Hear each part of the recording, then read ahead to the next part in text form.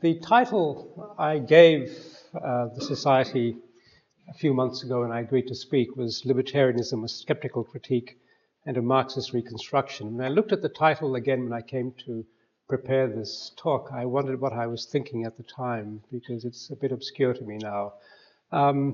What I want to do is to present a different kind of view of libertarianism, and it's taking some inspiration from sources that libertarians don't normally turn to. Karl Marx is one, and Jean-Jacques Rousseau is another. Libertarians typically start their reflections with John Locke. They might turn to Robert Nozick if they can't bother to read that far back into history. But they're not going to turn to Rousseau, and they're not going to turn to Marx. And I think this is, if not a mistake, at least unfortunate, because I think these thinkers have a lot to offer. In fact, in some ways, I think they have more to offer than someone like Locke does. It's maybe a slight exaggeration, but I think they have a lot to offer.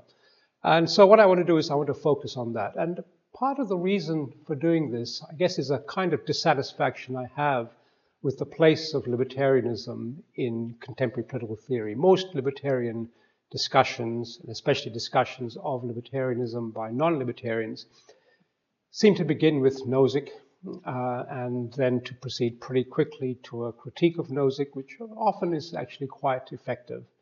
And I think it misses really the radical nature of libertarianism, because it turns out to be a case of people on roughly the liberal left or the socialist left criticizing someone who could be viewed almost as a kind of conservative or as a defender of the status quo.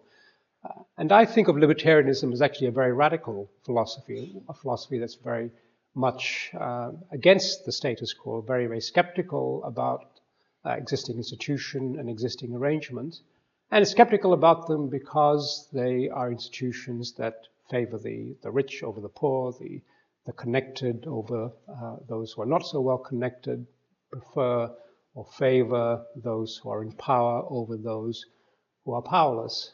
But you wouldn't get that sense if you read Nozick, and you wouldn't get that sense if you read Ayn Rand, and you wouldn't get sense if you read most critiques of libertarianism by people, as I said, from the socialist left or the liberal left. So I want to try to present a slightly different take on libertarianism. I don't want to give you the impression that libertarians haven't thought about the things that I want to say today. They have. But this part of the libertarian tradition, in a way, is pretty much unrepresented in academic political theory, and I want to bring it back into discussion a bit.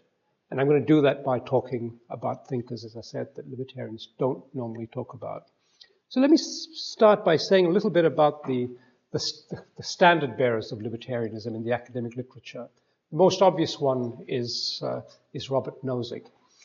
One thing that's often forgotten about Nozick is that he really begins Anarchy, State and Utopia with a critique of anarchism. In fact, he begins Anarchy, State and Utopia with a critique of libertarian anarchism. He starts by attempting to justify the state. And this, I think, to start with, tells you something about why it is that libertarianism looks like a kind of conservative doctrine. Because he's starting with a kind of view which is looking to defend the most fundamental institution of modern society, the state. He's giving you an explanation of why the state is legitimate. He then will go on to say why only a minimal state is legitimate, but he's starting with an attempt to justify the state. Moreover, he offers a justification of the state which starts from the proposition that individuals have rights. There are things that no one can do to individuals without violating those rights. He started by the suggestion that we should be respectful of individual rights. By implication, throughout his work, he talks about the importance of respecting individuals' rights, not only to their own bodily integrity, but also their rights to protect and preserve their own property. So it immediately looks as if, again, it's a kind of conservative doctrine that's trying to say something about why it is that we need institutions that will allow people to keep what they have, even if they're very rich, perhaps especially if they're very rich. It's a theory which says, in effect, no matter how badly off some other people may be, there is no justification for taking anything from anyone to help the worst off, to help the needy, to help the poor. So it looks very much like a doctrine about the importance of protecting the rich against the poor. Someone once said to me not so long ago, heard that I was a libertarian, he said, "Why do you hate poor people?" That's the attitude that prevails about libertarianism and libertarian doctrine. I don't think it's what libertarians say, I don't think it's what they think, but for a group that believes in the free market, they really are not very good at marketing this idea, because no one really with a heart or a soul is going to be remotely sympathetic to a doctrine like this. But that's how it comes across. Of course, if you read Nozick carefully, you'll come to an understanding that this is not what he's saying, but he doesn't tell you very much to give you any different an impression. Even more so, of course, if you look to the writings of Ayn Rand, who presents a view she doesn't characterize as libertarian. In fact, she repudiates the label libertarian, but nonetheless, what she offers you is a view about the morality of capitalism that rests on an assertion of the primacy of the individual, and she presents her foundations essentially as a form of egoism. Once again, I think if you look more carefully, you'll see that there is a subtlety to Rand's views, although I don't myself subscribe to them. But as a matter of marketing, it's certainly a failure. As far as the general public is concerned, it's only going to reach a very, very particular kind of group of people. And again, I don't want to just poke fun at Rand's ideas. I think there are interesting things that she's got to say, but it's not where I want to start, because I think there's something that's ultimately unpersuasive about this view to the vast majority of people. And also I think it's a view that's missed something very, very important about what libertarianism has to say. I don't want to exaggerate this because, again, I think if you read Rand more closely, you will find interesting things there. And some of the things I'm trying to say, I think she has already anticipated. The third person I might just mention, at least in passing, is the philosopher John Tomasi. Some of you may have read his recent book, Free Market Fairness, which offers an attempt to reconcile libertarianism with more standard liberal views, particularly the views of John Rawls. And this is a view that has now become quite prominent in the recent literature on libertarianism and on liberalism more generally, because here is someone who's come along and said, well, actually, libertarians aren't all that bad. They're really quite nice. They do care about the poor. They do care about the starving. They do care about social institutions. They do care about democracy. Please let us in. Okay? I'm not so sympathetic to the final argument that John Tomasi wants to make, in part because I think it's a little bit too apologetic. I don't want to write a whole book telling everyone how nice I am, although I'm very nice. I don't want to write a whole book telling people about how nice libertarians are. Some of them are quite nice. But more important than that, I mean, I'm making a bit of fun of John, but he's a good friend of mine.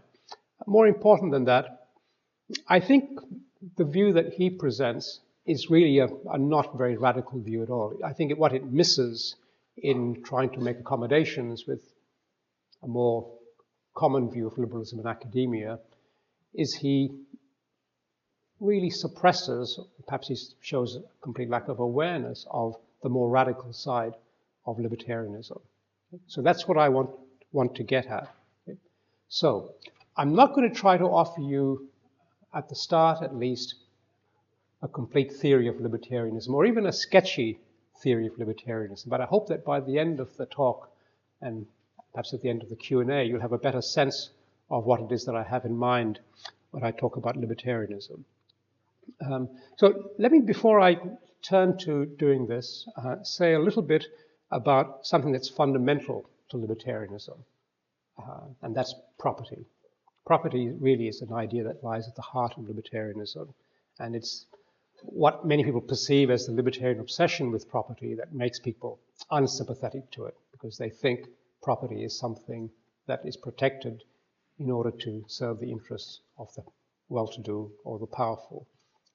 After all, critics of libertarianism, especially if they come further from the left, are generally more suspicious of and perhaps completely hostile to the idea of property, especially private property. So let me say something about libertarianism and property. Libertarianism today generally takes its cues from John Locke. They take it from Locke, partly because Locke is not only an advocate of individual rights, but it's one of the first modern writers in the liberal tradition to talk seriously about property. And what he offers there is an account of the role of the state as an institution that's there to protect private property. And libertarians generally, while they may be suspicious of the state, think that if there's any role for the state, then it is as the protector, if not the guarantor, of private property. Implicit in this is a certain kind of understanding of the nature of property. In Locke's case, it's an account of the nature of property, which sees it as a kind of claim that people have on parts of the world, on the world's resources, that allows them to exclude others. This is what private property is. There may be different kinds of rules or norms of property, but this is what property enables you to do. Libertarianism is generally presented as a kind of view which justifies this institution that allows us to exclude others from the use of parts of the world that we have exclusive claim to. Now, to the extent that libertarians do think that there's a role for the state, they think that the state is there to protect property. They also therefore think that the state's role is not a role that involves any kind of redistribution of property. If there's anything that libertarians are hostile to, it's redistribution. That's no part of the role of the state. Okay? The states are there to protect individual rights. A large part of this means protecting property rights. It does not mean engaging in any kind of redistribution in order to shift claims to property from one person to another or one group of persons to another. Okay? This is what libertarians say. So this is the standard kind of view of libertarianism that people have in mind, based to some extent in reality, that what libertarianism is about is protecting individual rights, and especially protecting rights to private property. Now, there is a kind of basic problem with this view, and that is that all property claims as they exist today are of dubious provenance. We just have to recognize that if we look at the history of property and the way it's been acquired, all kinds of property in the world is distributed in not just a very lopsided way, but as the result of forms of acquisition that are highly questionable, to say the least. Okay? Everyone recognizes that the history of human society is full of theft, murder, cheating, stealing, exploitation, the destruction of peoples across the world through colonial expansion, forcible acquisition, wars. So the history of property is very, very dubious. Even if you don't take something as dramatic as warfare or colonialism, but just think about how property claims have emerged in the world, it's pretty clear that a lot of it is as the result of people being well-placed, well-connected, and therefore able to make gains that they might not otherwise have made. This is because, among other things, institutions like the state have conferred monopoly privileges on particular persons in order to give them benefits in return for things that they can supply to the state. Okay. If you want to look at it in the most recent sort of period of history, just think about what happens at any election. Okay. What happens is that people make campaign contributions to political parties in exchange for favors. They're corporations, people who are well placed. The benefits they get are benefits in the form of some kind of monopoly privilege that allows them to make a lot of money. So property is constantly being redistributed in this way, and often in ways that are not at all sympathetic to the interests of the poorest or the worst off in society, but sympathetic to those who are well placed. Now, if this is the case, to start out by saying, well, what is sacrosanct is private property, and what we must never have is any kind of institutions of redistribution, seems at least unrealistic, because it takes for granted that we can begin with an assumption that existing holdings are legitimate. Now, few people, I think, would say that all holdings as they stand are legitimate because they're completely pure. And even most libertarians, perhaps even all of them, don't think this way. But the way in which theoretical reflection proceeds is as if this were the case. And I think we should try to proceed, therefore, from a different starting point. And this means for me that it's implausible, or at least not terribly helpful, to try to start your ethical reflections by assuming simply that there are individual rights. Among these rights are claims to property, and what we need are institutions that just protect these sorts of rights, in particular the right to hold and keep secure and to exchange your property. I think we need a different kind of starting point if we're going to have a political philosophy that is going to speak seriously to the conditions that we are in the modern world. Okay? So where would we start? Well, I think the place to start is actually with the thought of Jean-Jacques Rousseau, okay, who wrote a very famous second discourse on the origins of inequality. An essay which I think is one of the most brilliant ever written, but libertarians generally loathe with a passion. Okay? Now, why would they not like this essay? Well, because it's a critique of private property as something that lies at the foundation of inequality in modern society. Well, why should one take this seriously from a libertarian point of view? Well, the first thing I'd like to point out, of course, is that Rousseau himself was not against private property. In fact, if you read his great treatise, Emile, his treatise on education, in which he recounts how it is he would bring up an individual to be a citizen in a republic, he tells us that the first lesson Emile must be taught is to respect property. Rousseau is not against property. He thinks it's, in fact, fundamental. But in this essay, he offers a very, very powerful critique of property. He says famously, the first person to enclose a piece of ground and say, this is mine, he's the one who started civil society, and he's the one we should blame for all our troubles. Sounds like he's not really in favor of private property. But actually, I think his purpose is a little bit more subtle than that. The point that Rousseau is trying to make is that there's something curious about the laws of property, the laws protecting individual property, which deserve to be uncovered, to be unpacked in some way. What is that? Well, the general point that Rousseau wants to make in the second discourse is that those who are well-to-do have a problem. How are they going to protect their holdings against those who are not so well off? How are they going to protect their riches against the rest of society?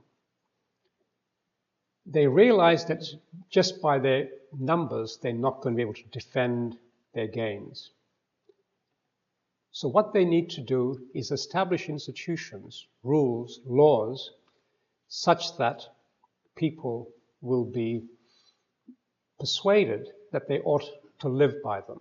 And these rules, these laws, will be laws which tell people to respect property, to respect entitlements, to respect existing systems of distribution. They've got to persuade people that the way things are distributed is actually right. They've got to persuade people that the current distribution of things is, in fact, something that they should respect. And one way to do it is to try to persuade them that they will all gain from this. But more important than this, you need to reinforce the idea that all of this is right. You've got to persuade them of the rightness of this structure. Now, Rousseau is not against property, as I said to you before. So what is he getting at when he says that this is the source of the problem? I think what he's getting at is that the way that law has arisen, the way that these institutions have developed, is such as to give the rich the opportunity not just to acquire property and hold it, but actually to preserve a certain kind of distribution of property which is sustained by these laws. And these laws are not just laws which enable them to preserve what they've got, but also to continue to make gains through the mechanisms that enable them to reap the benefits of various monopoly privileges that they've established.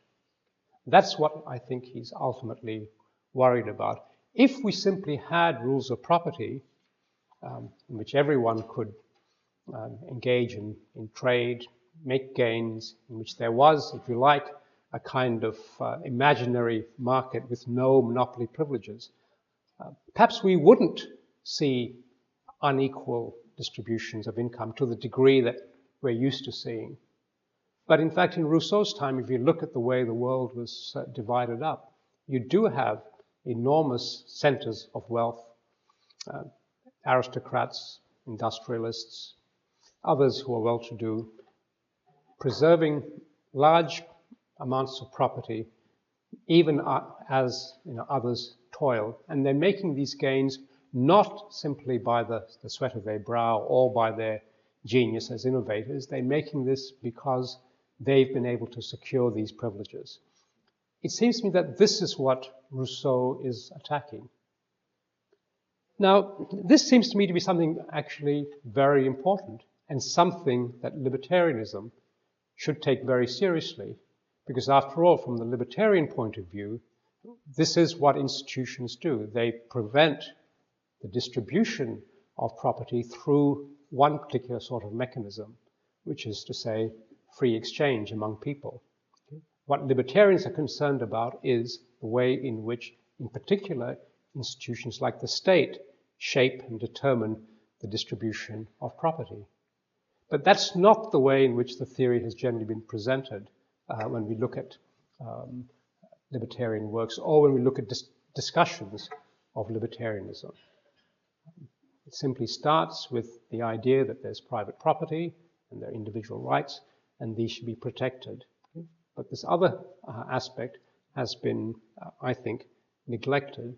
The ones who are making the running, at least in political theory on this question, are thinkers like Rousseau. But I think even more important is another thinker. That's the one I want to turn to now, and that is Karl Marx.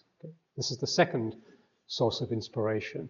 Now, much of what Marx has to say, I think, in effect draws a certain amount of inspiration from Rousseau. I think Marx has a very, very similar kind of concern about the way in which distribution has been shaped by structures of authority, structures of power within society. And this is what Marx, as well as anyone has ever done, is able to analyze to, I think, very, very powerful effect. But Marx has something else that Rousseau does not have, and that is to say, he has a critique of the state. Rousseau ultimately looks at this structure that he sees, recognizes that there's a maldistribution of wealth, sees that this is making many people unfree, and asks himself, well, how do we recover our freedom? And what he says, particularly in the social contract, is, well, we'll recover this freedom if we see our condition in a certain way, if we understand our membership of a republic in a certain way, and if we have institutions that allow us to express our views and allow us to participate in our own government in a certain sort of way, then we'll be free. But nothing necessarily is going to change institutionally as a result of all of this. Rousseau has no great plans for economic redistribution or, for that matter, for the overthrowing or even transformation of the most fundamental institution that protects inequality, and that is the state. There's almost nothing to say about this, especially as far as economic arrangements are concerned. Marx is the one who's different. Marx comes along and he says there's something rotten about this whole structure because it systematically privileges one part of society.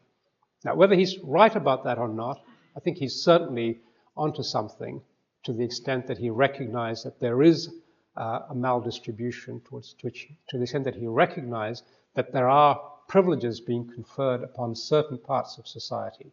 And this is what he tries to analyze. Now, to see the significance of this, one doesn't have to buy into the whole materialist conception of history. Okay? I certainly don't, even though it's a very powerful and interesting story. I don't think you need to buy that. But I think it's important still to try to understand the nature of Marx's critique of the state. And maybe the text to start with, although this is only one possible text, is his examination of the revolutions of 1848 onwards, particularly in his pamphlet, The 18th Brumaire of Louis Bonaparte. Okay? Now, what does he do in this particular work? What he's offering here is an account of what happens to the Second Republic of France, which emerges and then is destroyed very, very quickly in a short period of time in the midst of revolutionary upheaval.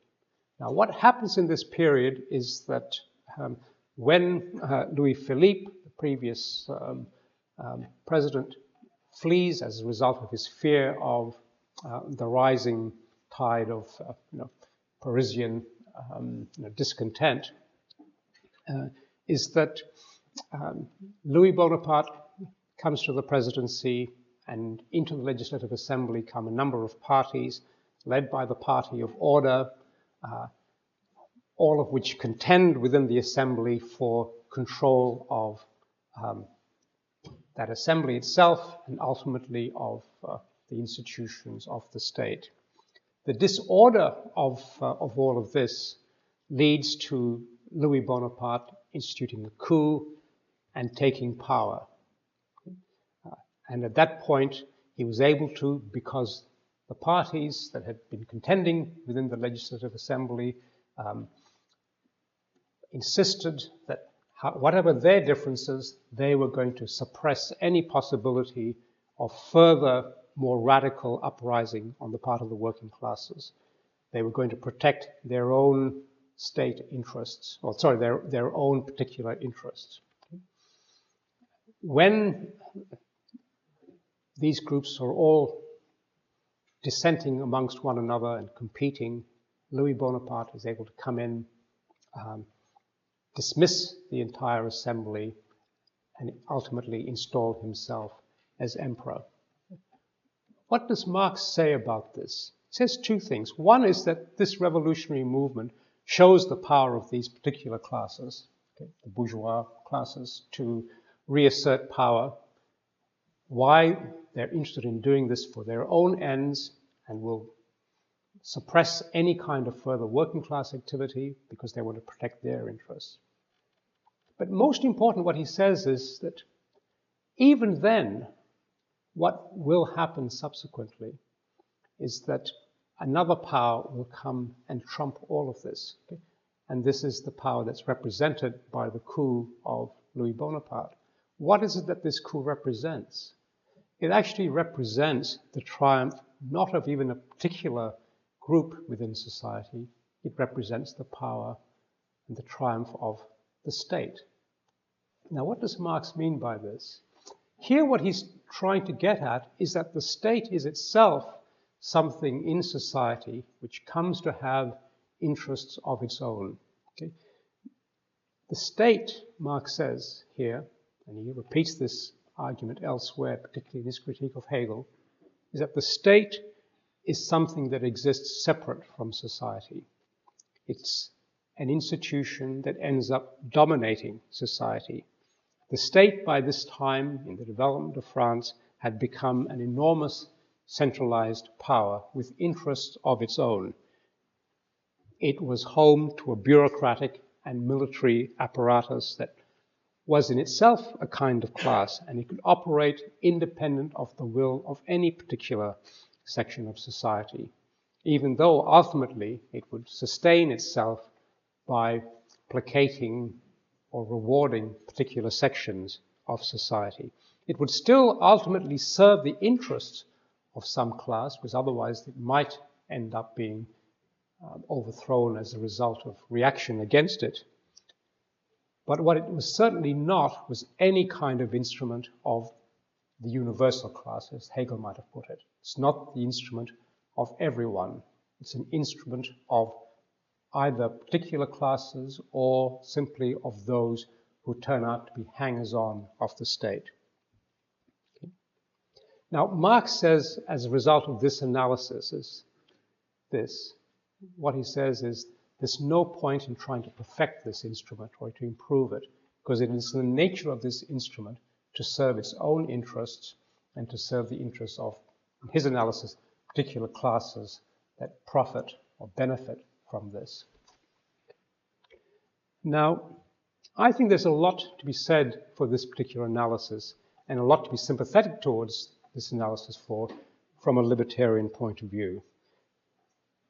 Not because one has to buy into Marx's historical materialism, although he thinks that his own analysis draws on this, but simply because I think it points to a very important insight that's to be found not only in Marx, but I think in some other more obscure liberal and libertarian thinkers from earlier decades or even centuries. And that is that there is something very, very troubling about this institution that is the state. It's an institution which does not serve the interests of all, but serve the interests of particular segments of society, and ultimately serves the interests of those who are actually employed by the state. As the state grows, it becomes independent because there are more and more people who are directly dependent upon the state for their livelihoods, for their success, and even for the fulfillment of their ambitions. Now, as I said, this is an approach to libertarianism that you typically don't see in political theory, because political theorists come at libertarianism typically through someone like Nozick. So it begins with the thought, how do we justify the state? Okay? And then we turn to the question of how much should the state do, or what should the state do? Now, once you've started down this path, you've started with a relatively benign view of the state, at which point it seems odd to say, well, we've got this very benign state, but all it should do is just protect particular interests, protect property, even if this leads to enormous inequality. Okay? That seems almost perverse. But if you come at it from a different perspective, you come at it from the perspective that says, no, there's actually something fundamentally wrong with this institution, because it's not, in fact, an institution that serves the interests of everyone, but serves particular interests, then I think you would start differently in your reflections. You would start to say, not what should we do about perfecting this instrument so that we can effect better and better distributions. You would start by saying, what do we do about this institution, the whole logic of which is not to serve the interests of everyone, but to serve the interests of particular sections of society, and in particular to serve the interests of the most well-to-do sections of society, or those sections of society that are now simply implicated in the operation of the state, that are just a part of the apparatus of the state. Well, that is the basis for libertarianism that I would like to advance. Now, I haven't at this point therefore got a full theory of libertarianism. What I've got, however, is a sketch of the starting point for a libertarian theory. It would start, in a sense, with what would be a libertarian sociology rather than a libertarian moral theory.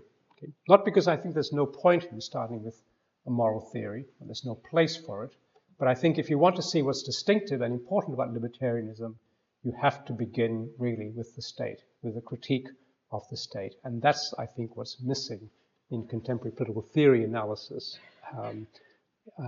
of issues in questions of justice, questions about the nature of liberty, issues that have to do with any of the important questions that political theorists address in contemporary academia.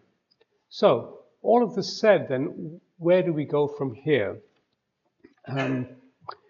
Well, one moderate view to take is simply to say, well, okay, what we've got to do is to take a kind of moderate view and say, okay, what we've got to do now is to find ways of limiting the state. Okay? That would be one set of conclusions that you might tend toward as a conclusion about what is the role of libertarian theory at this point. Libertarianism pushes towards a theory of limited government. To some extent, it's still going to try to offer you a theory about how to perfect the state, but at least it's a theory that's trying to say not how to perfect the state because it is an institution that's capable of doing great good, but rather saying, well, here's an instrument that's capable of doing great harm, that's extremely dangerous. Let's think about how we might limit it. And I think the most important thing that libertarians might say here is something is worth doing to try to limit or restrict the capacity of the state to confer monopoly privileges on particular sections of society, whether it's the financial industry or it's in industrial capital or the military or any one of a range of sections of society that flourish by making its contribution to the state and to its coffers, more particularly through support for particular parties or particular elements within government. This moderate view may also be one which is disinclined to favor redistribution, but not because it's against redistribution as such, but because it's going to be skeptical about redistribution through the state. Not because states can never effect redistribution that sends money to the poorest sections of the community, but simply because redistribution through the state generally, on this theory of the state, will be redistribution in favor of the well-to-do or the well-connected. The poorest may get something, but if you believe in trickle-down politics, maybe you'll be sympathetic to this. But if you're more skeptical about that, then perhaps less so. But I think more generally, the whole point here in trying to develop a libertarian perspective is to try to take a more skeptical look at the state, to not see it, I think, in the way in which most contemporary liberals see the state. Most contemporary liberals, I think, see the state as the engine of opportunity, an opportunity to improve society by bringing the interests of all into consideration and serving the interests ultimately of everyone. If you think about the state in the way Marx does, and if you think about it in the way I think libertarian sociology does, you'll be much more skeptical about this. Now, of course, there is one alternative to the libertarian view which we ought to mention, because this is, of course, the view that Marx favored, which is socialism. Okay, if you've got the skeptical view about the state, why not socialism, to coin a phrase used by someone who used to work here? Well, I think there are really two alternatives here, and I'm going to say something about why I think we should reject both of them, or only half of the second one, but we should reject both of them. One of them is to go for Marxian socialism, which is, of course, the form of socialism that Marx preferred. This is what he anticipated would come about, and it's also what he favored. Now, Marxian socialism, I take it to be a kind of post-state socialism, So it's built on a rejection of the state as the kind of instrument that Marx was critical of. But on the other hand, I think it has a very implausible social and economic theory lying behind it. And that is to say, it's a theory that rests on the idea that after you've abolished private property and essentially market relations, what you'll have is economic production through some system of central planning, which will create wealth that could then be redistributed or just distributed more equitably. Leaving aside some of the technical problems with the argument here, we have to go into Marxist theory of exploitation, for example. Leaving that aside, I think just in very, very general terms, the problem with this is that economically is proved to be a failure, and I think it can also be demonstrated to be unworkable simply from a theoretical point of view. Here, the writings of F.A. Hayek and Ludwig von Mises, I think, are pretty decisive. And I think most analytical Marxists today, and perhaps many other Marxists, simply accept the power of that critique. Socialist economics of the Marxian kind just are not sustainable. You can't have economic production at the kind of level that Marx wanted without markets. And there's a further disadvantage of this form of central planning, and this is a disadvantage that the Russian anarchist Mikhail Bakunin pointed out to Marx, I think, in the Second International, and that is that if you have this kind of an economic structure guided by central planning, what you'll get ultimately is authoritarian rule and all the kinds of abuses of power that go with it. Marx, of course, thought that Bakunin was wrong about this. I think Bakunin had the better of the argument historically, if you look at the way in which Marxian socialism developed in Eastern Europe, in the Soviet Union, in China, in various places. Though we can argue about to what extent this is the consequence of Marxist theory and to what extent it's the consequences of circumstances in those societies. But in any case, history has not been kind to the model of Marxian socialism. But what about non-Marxian socialism? Okay, I think there are two alternatives here. Okay. One would be what I would describe simply as anarchist socialism. That is to say, a form of socialism that dispenses with any kind of political authority. And there's a long tradition of anarchist socialism. I'm not going to say very much about this here, except to say that actually, in general, I'm quite sympathetic to this. You know, to the extent that people do want to organize without authority and live according to institutions which don't emphasize property, which don't emphasize inequality, which allow for the possibility of a more equitable distribution amongst people, I'm all for it. There's no attempt to establish these sorts of institutions by coercive force. I don't see why you couldn't have anarchist socialism, even though I think it's actually very unlikely. So that's one form of non-Marxian socialism. The other form of non-Marxian socialism would be essentially, I think, state socialism. It might be inspired by different sorts of socialist traditions, whether it's the English ethical socialism arose here in the 1950s or other forms of socialism. The problem with this, I think, is that state socialism still means having a powerful state. And if you take the Marxist critique of the state seriously, then it will be in the nature of the state not, in fact, to serve the interests of everyone, but to serve the interests of particular sections of the society. And I don't see any reason why state socialism would be any different. There will be different degrees to which this happens. You may get state socialism that ranges in character from what you find in Norway and Sweden to what you find in Cuba or in North Korea, although those are very weird examples. Or it may be the kind of socialism that you'd find in Britain. But my concern is that this sort of socialism ultimately will still be dependent upon the state, and what you'll see is therefore distribution in accordance with the interests of the state itself or the interests of those who benefit from the state.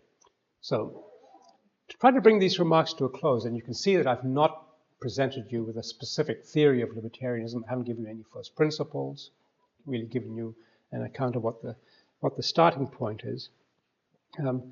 The view I want to present to you generally is a view that says there is something to be said for libertarianism, but to see how we think about this, we've got to take a very different starting point than libertarians have in political theory in particular, in general. We've got to start not with simply an assertion of individual rights. We've got to start with a critique of existing institutions, and I think take seriously some of the insights that we can find in other critics of the state, in theorists like Marx. But if we go from there, I suspect we'll also get a very different sort of libertarianism than what we've found in many of the works that are criticized by liberals and liberal Democrats writing political theory today. I'll leave it there. Thank you.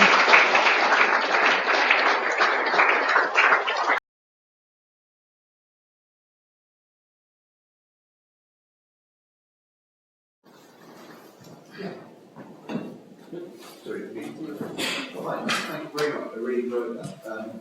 I wanted to push you a little bit on, I mentioned Bakunin, I wanted to push you a little bit on that sort of tradition of socialism. So it's obviously really belongs more to the anarchist socialist camp. There are others who don't quite fit into either the anarchist or the state socialist camps that you identify as being non-Marxian socialists, and also non-Marxian socialists. So I'm thinking of the kind of the guild socialists, for example, the Imp tradition. So the Kennedy, the Figgis, the Laskys, those of the world. And how do you think they might be compatible with libertarianism in the way you identified? I have a certain amount of sympathy for them, even though I also think that there are serious problems with many of those sorts of institutions that the Guild Socialists defend.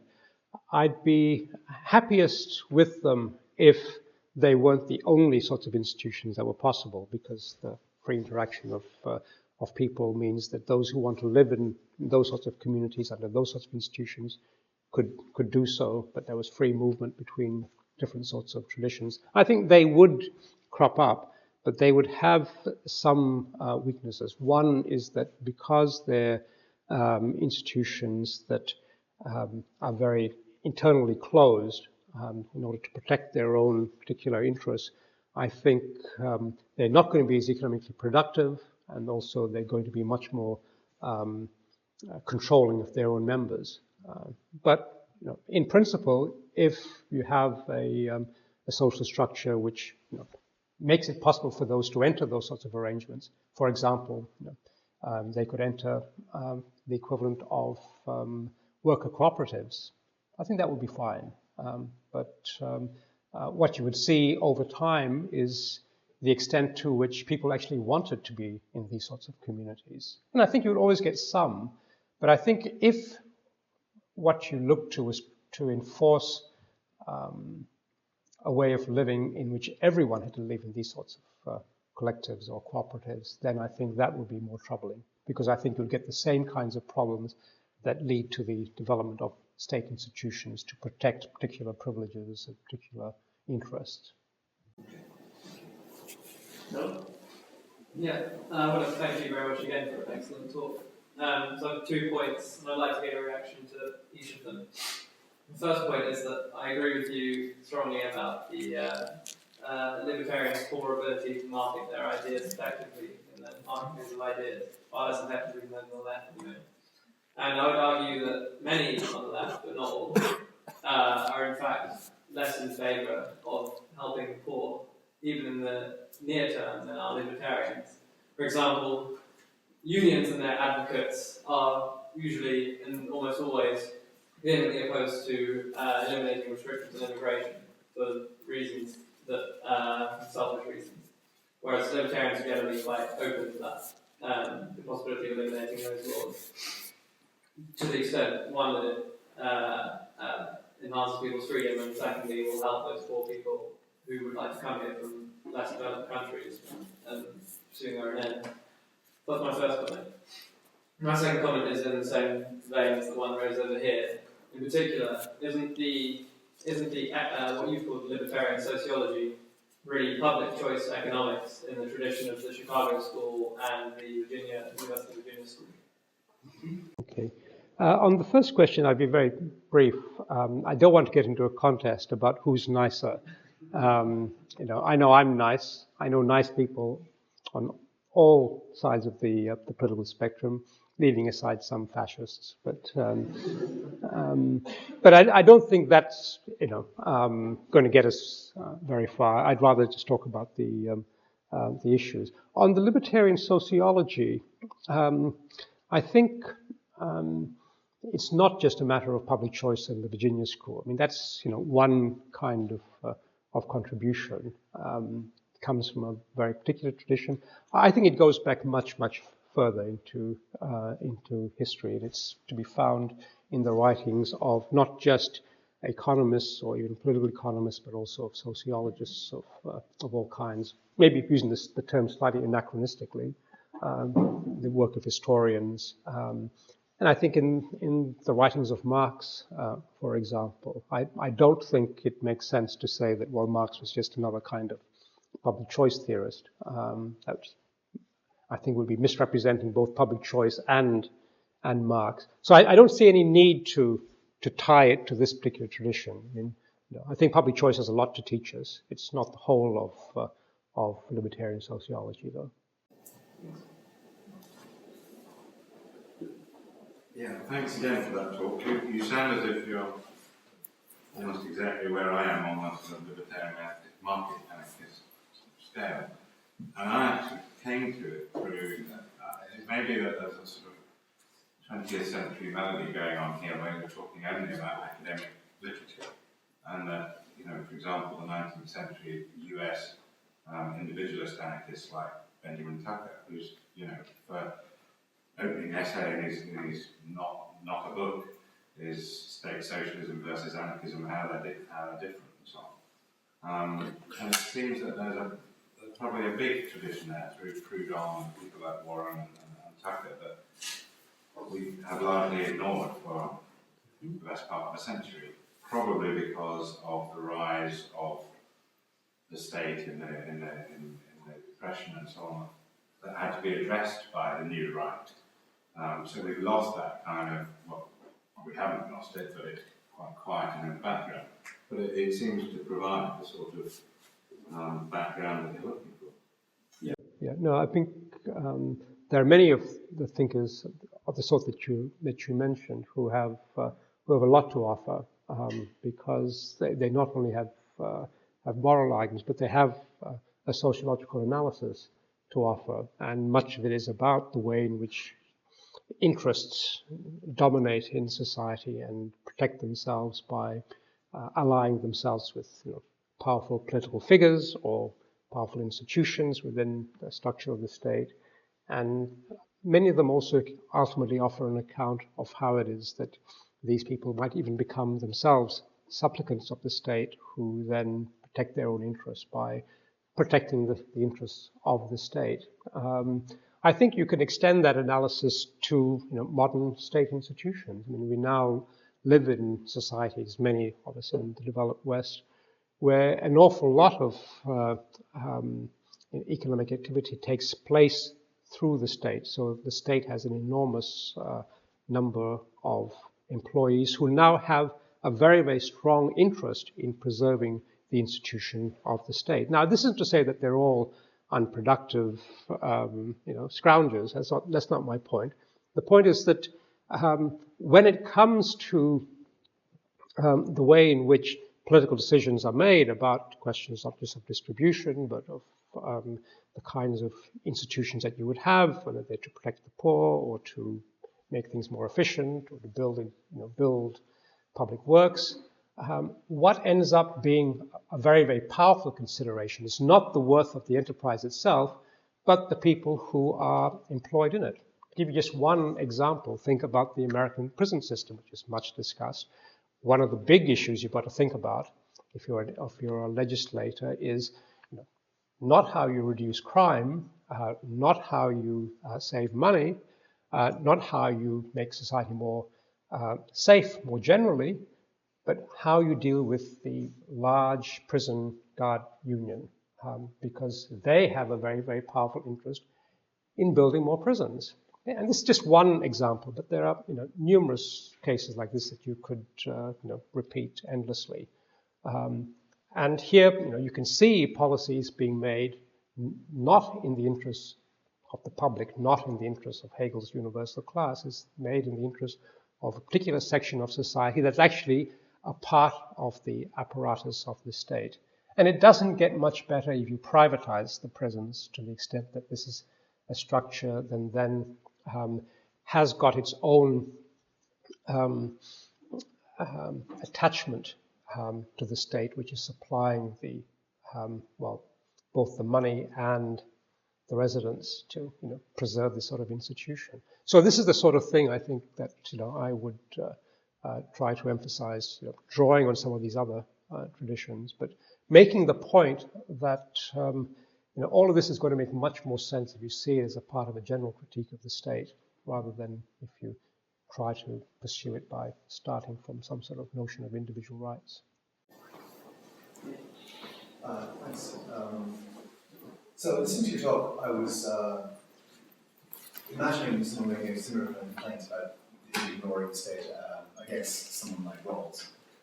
And it seems to me that the Rawlsian response, at least the early Rawlsian response, and probably later Rawls, would say, well, okay, well, you've misunderstood what I'm doing, right? I'm doing ideal theory. What you're talking about is not ideal theory. You're talking about situations in which the employees of the state are not perfectly just agents of the citizens. So I was wondering if libertarians of Nozick and Bent might have a similar response to your critique. I think what you're doing is interesting, and it's I think entirely complementary to what I'm doing. But I want to work out, well, under ideal conditions, what justice demands from this libertarian perspective. If we start from this position where people have rights, which I think they would say I think is true, and therefore I ultimately won't follow it. And then I wasn't sure whether you think you'd be kind of sympathetic to that kind of détente, or whether you actually want to make a more fundamental critique. And I think the libertarians are wrong about their starting point, and so even in ideal theory, Yeah. Well, a part of it is that I am just less sympathetic to ideal theory. I don't want to say that there's no place for it whatsoever. I mean, there are all kinds of ways of trying to get insight and to understand the world. But I think in political theory in particular, there's something very unsatisfying about ideal theory when it leads us to really just prescind so much from the nature of political reality that you wonder how much is really a political theory as opposed to just an attempt to gain some sort of conceptual clarity when you're trying to understand notions like justice, freedom. I mean, I think all of that is worthwhile, but it seems to me that when you do ideal theory at a certain point, you lose any kind of grip or any kind of purchase on the real world. So any pronouncement that you might then make become, I would just say, odd. I mean, so for example, let's say you constructed an ideal theory, whether from a libertarian or from a Rawlsian liberal perspective, and you then turned to making an argument about the implementation of whatever it is, the set of principles that you want. What happens then? Okay, now I know that the standard move is to say, okay, well now we're in the realm of non-ideal or partial compliance theory. But if that's the case, what is the ideal theory? What is the end that ideal theory is serving? If it's the case that when you move into the real world, the conditions are so dramatically different that you'll have to put those principles aside or rethink completely. Now, I think if the gap between ideal theory and the real world is very, very minimal, then perhaps so. But I guess what I want to suggest is here, the way we should think about the state suggests that it's not plausible to think that we could just come up with ideal theory and now then just talk about implementation. Because the very instrument that, say, for example, Rawlsians want to talk about as an agent of redistribution is just nothing like the instrument that the Rawlsians think about. So just to give you a more concrete way of thinking about this, I think in the second part of A Theory of Justice, Rawls does talk quite explicitly about institutions.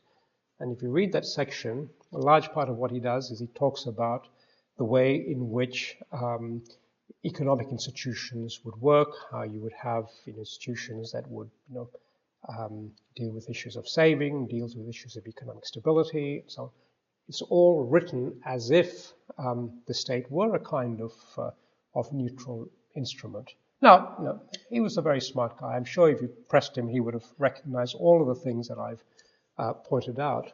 My view is that liberals like Rawls and others underestimate the significance of the kind of critique that we get from thinkers like Marx. So, the gap between ideal theory and non-ideal or partial compliance theory is too great for us to make too much work out of ideal theory. That's my general view.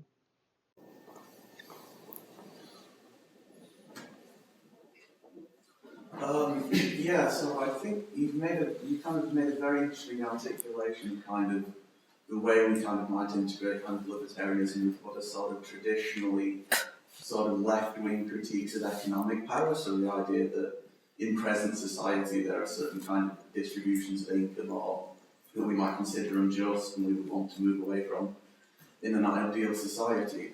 The other kind of strong kind of current in the history of left-wing politics is of course kind of cultural inequality, or the idea that there are certain kind of dominant cultural groups in society that may oppress kind of minorities, so say racial minorities or women or other things. Do you think there's any scope for a kind of similar sort of integration of these kind of sort of left-wing concerns with libertarianism, either in the sense of the way the state may privilege kind of dominant cultural groups, or the way the kind of cultural dominance and kind of authority in society more generally may help the state in kind of the relations it depends on? I think it would be odd if it weren't the case.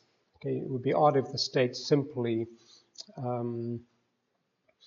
were an agent that was shaped by, say, particular powerful economic interests, but not by powerful cultural interests, particularly cultural interests perhaps that have a certain amount of economic clout. And I think if one looks at the workings of public policy, for example, if one is looking at the workings of multiculturalism, you can see this very, very clearly to the extent that, say, powerful ethnic lobbies in different countries, whether the United States or Canada or Australia, are able to exert a certain sort of influence.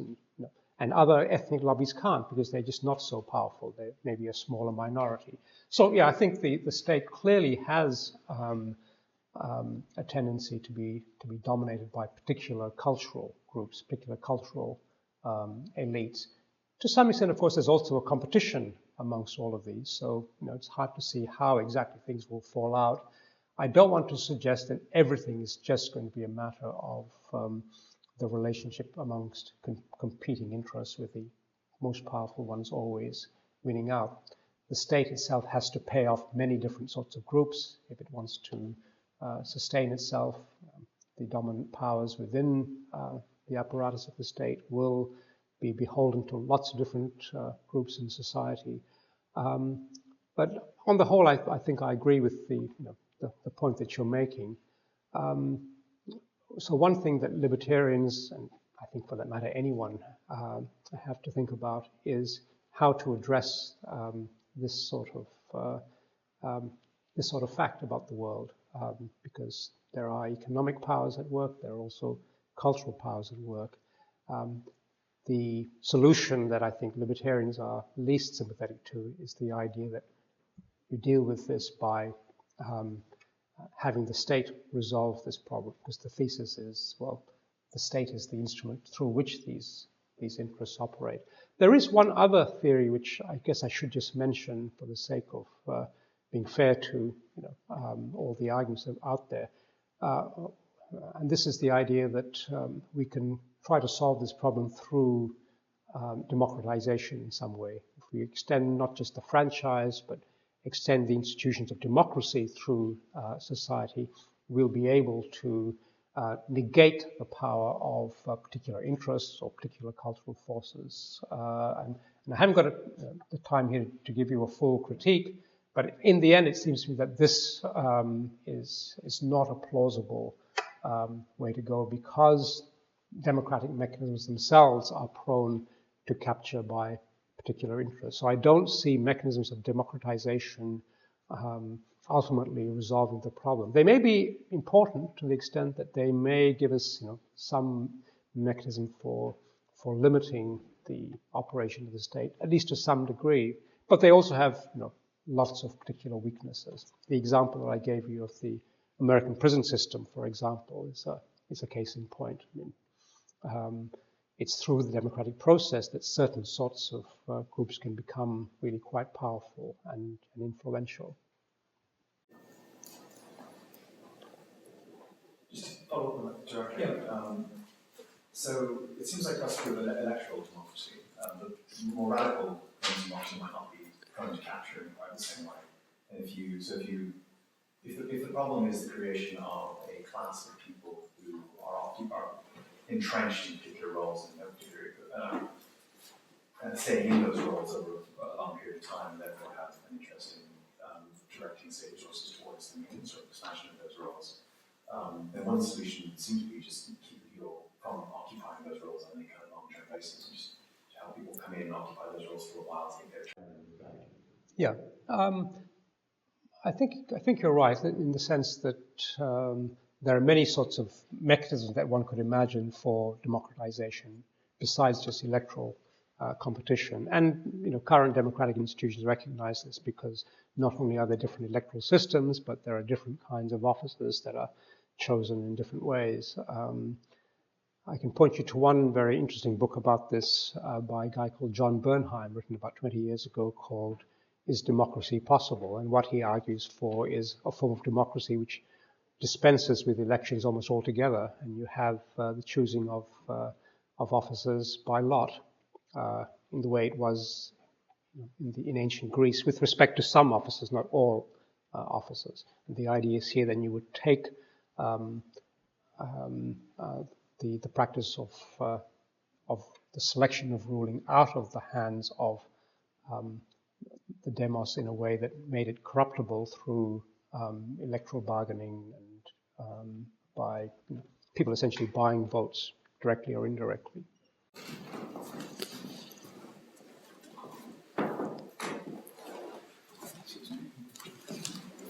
Any questions?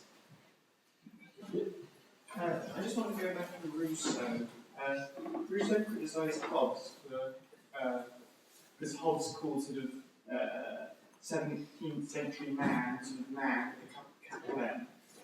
His criticism being that sort of Hobbes had rarefied one particular way of being as being sort of the way of being for man.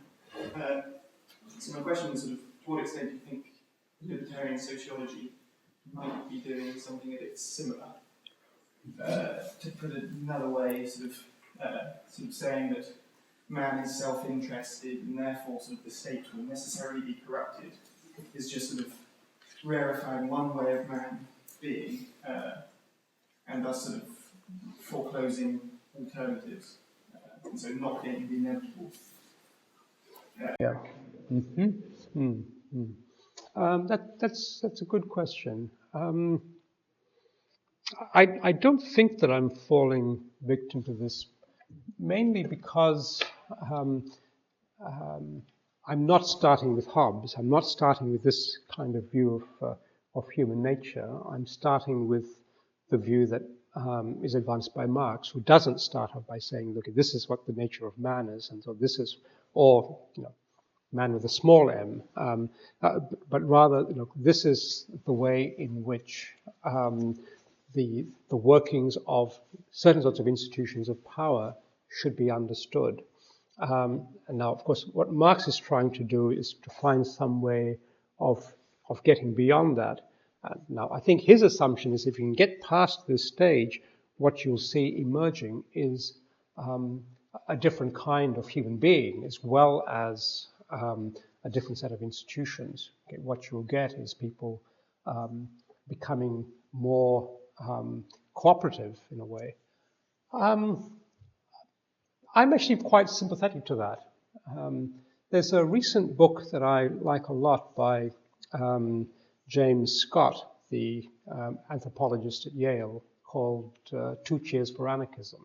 And one of the points he makes, and he takes Hobbes as his stalking horse right now, is that one of the things that happens as a result of the emergence of a large and extensive state, which then organizes social life and not only commandeers resources, but then also organizes all kinds of forms of social cooperation across the society, is that what gets lost is local understanding of how to cooperate, because people now are operating within such large structures of impersonal rules that the need to develop and evolve systems of cooperation themselves becomes diminished. In fact, he says in this particular book, in a way, what Leviathan does is it creates the kind of creatures that it's supposed to solve the problems of. It's not that human beings are naturally uncooperative, which is what Hobbes in a way suggests, but Leviathan begins by assuming this and as a result creates those sorts of persons. I'm very sympathetic to this view. Now, I don't want to turn into a 1960s hippie and say we would all love each other and everything would be beautiful if we just got rid of the state. That's not the point. But it is to suggest that we don't need to go to the other extreme and say, look, we're all just naturally brutal. I don't think that's true either. I think that would be an exaggeration. There may be some reason sometimes for making very, very parsimonious assumptions about human sociability, but on the whole, I think if you start with that sort of a view, you get a misleading understanding of human society.